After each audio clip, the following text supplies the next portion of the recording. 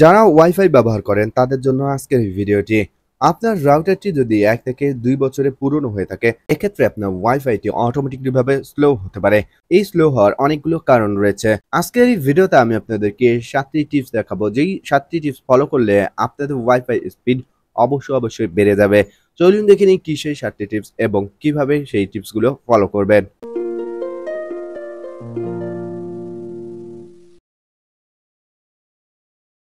প্রথমত, wifi speed বাড়ানোর অন্যতম একটি উপায় হচ্ছে ফার্মওয়্যার আপডেট। ফার্মওয়্যার আপডেট করার জন্য প্রথমত আপনার ফোনে থাকা যে কোনো ব্রাউজার ওপেন করতে হবে। এরপর আপনার ওয়াইফাই আইপি অ্যাড্রেস দিয়ে সার্চ করে দেন সেটিংস থেকে ফার্মওয়্যার আপডেট করতে হবে। দর্শক, কিভাবে একটি রাউটারের ফার্মওয়্যার আপডেট করতে হয় সেটি নিয়ে আমি আপনাদেরকে পরবর্তী ভিডিওতে দেখাবো। তবে যারা জানেন এক্ষেত্রে তারা আপনাদের ওয়াইফাই সেটিংস থেকে ফার্মওয়্যার আপডেট করে নেবেন। ফার্মওয়্যার আপডেট করে নিলে আপনার ওয়াইফাই স্পিড পূর্বের মতো হয়ে যাবে এবং বর্তমানে যদি ওয়াইফাই স্পিড স্লো হয়ে থাকে তাহলে সেটি ফাস্ট হবে। দ্বিতীয়ত, ওয়াইফাই স্পিড বাড়ানোর অন্যতম একটি উপায় হলো রাউটার রিস্টার্ট।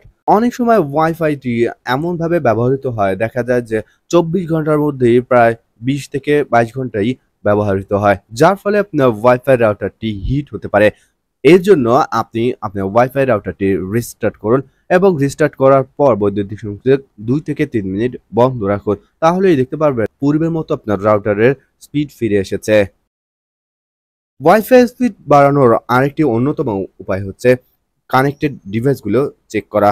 আমি আপনাদেরকে পূর্বেই ভিডিওতে বলেছিলাম, অবশ্যই আপনারা মাঝে মধ্যে চেক করবেন আপনার ওয়াইফাই এ কতগুলো ডিভাইস কানেক্ট রয়েছে। অতিরিক্ত ডিভাইস কানেক্ট থাকলে কিন্তু আপনার ওয়াইফাইটি অটোমেটিকলি স্লো হয়ে যাবে। অনেকে চুরি করে ব্যবহার করে। এক্ষেত্রে যখনই আপনি চেক করবেন যে আপনার অপরিচিত কোনো ডিভাইস কানেক্টেড রয়েছে কিনা, যদি থাকে সেক্ষেত্রে তাদেরকে ব্লক করে দিবেন। যখনই আপনি অন্যান্য অপরিচিত ডিভাইসগুলোকে ব্লক করবেন এবং যখনই আপনার ওয়াইফাই রাউটারের আন্ডারে জাস্ট কয়েকজন ওয়াইফাই ব্যবহার করবে, সেক্ষেত্রে কিন্তু আপনার ওয়াইফাইয়ের স্পিডটি বেড়ে যাবে পূর্বের তুলনায়।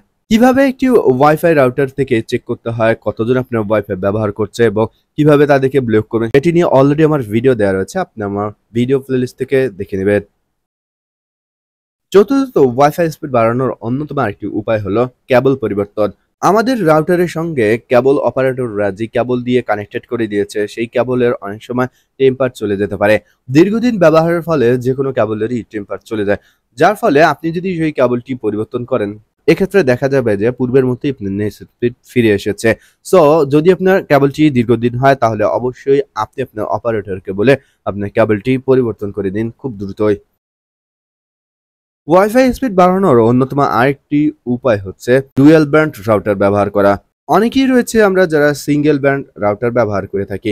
বাজারে কিন্তু বর্তমানে ম্যাক্সিমাম রাউটারই রয়েছে যেগুলো ডুয়েল ব্যান্ডের রাউটার, এবং ডুয়েল ব্যান্ডের রাউটার কিন্তু সিঙ্গেল ব্যান্ডের থেকে অনেক উন্নত এবং ডাবল স্পিড দেয়।